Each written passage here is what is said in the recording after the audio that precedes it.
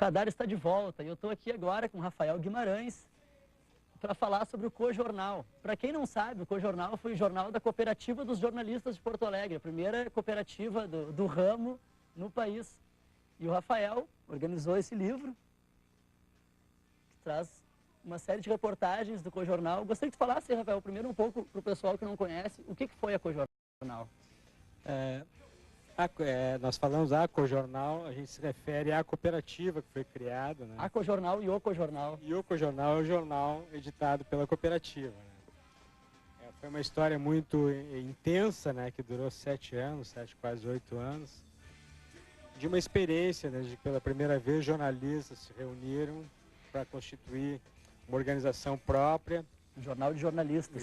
Exatamente, essa é a ideia. Um jornal de jornalistas em que os jornalistas pudessem lidar diretamente com a informação e com o público, né, sem aqueles condicionamentos, né, que acontecem nas estruturas convencionais da imprensa, empresariais, etc. e tal, onde existem muitos interesses em jogo, né. O Cojornal existiu entre 1975 e 82, né, e, claro, atuou numa realidade de ditadura militar, né.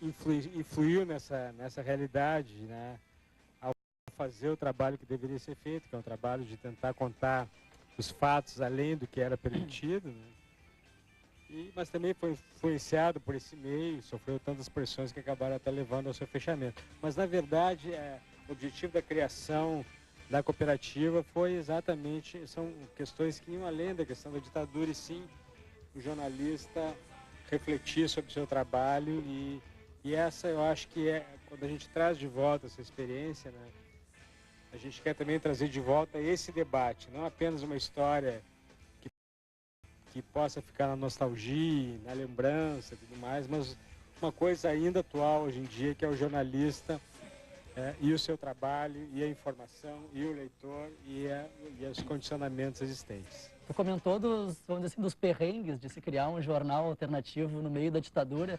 Um dos episódios mais significativos disso foi a prisão de 4 jornalistas, tu te incluía. Gostaria que tu falasse um pouco desse episódio, um pouco emblemático assim, na história do jornal.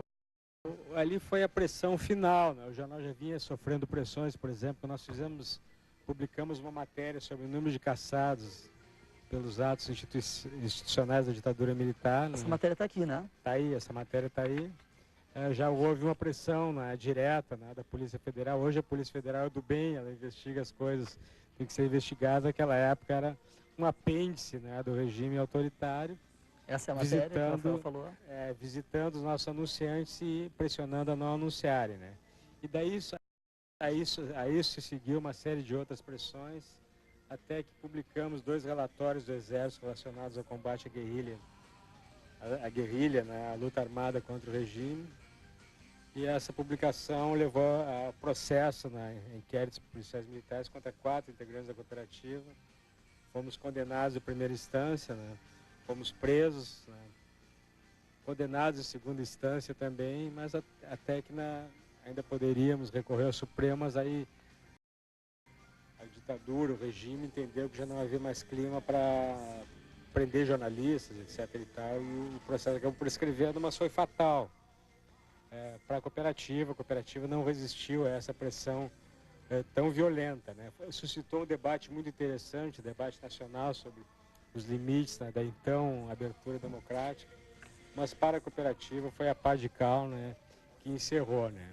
E desde então os co-jornalistas se reúnem, são todos amigos hoje, sempre falam em fazer alguma atividade que resgatasse isso, até que ela tomou forma, né? Pois é, esse projeto de resgate agora, vocês estão lançando o livro na quinta-feira, é isso? Quinta-feira. É um livro que reúne 33 reportagens do Cojornal que perpassam exatamente esse período da segunda metade da década de 70, início da década de 80, e que dão um bom retrato de como era o Brasil naquele período, né?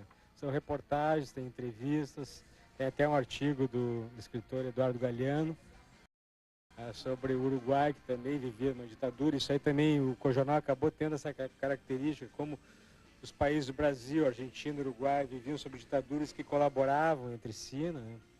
o jornal também tratou desses temas todos, né, com muita atenção, porque o Rio Grande do Sul é meio Uruguai, é meio Argentina, então estávamos exatamente nessa esquina, né?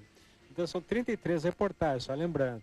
E foi muito difícil escolhê-las, muitas matérias boas, muitas mesmo ficaram de fora por uma questão de critérios que se teve, mas essas matérias vão estar disponíveis, nós temos um site chamado www.cojornal.com.br, onde todas as informações e matérias que não entraram. Além da matéria, tem um documentário.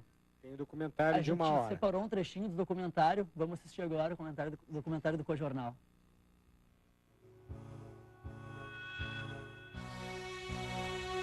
Base de dados do Serviço Nacional de Informações, 14 de maio de 1976. A partir de 15 de novembro de 1975, o Cojornal de responsabilidade da Cooperativa de Jornalistas de Porto Alegre passou a circular. Entre seus dirigentes e redatores encontram-se os elementos abaixo relacionados. Todos expurgados da Companhia Jornalística Caldas Júnior por suas conotações comunistas.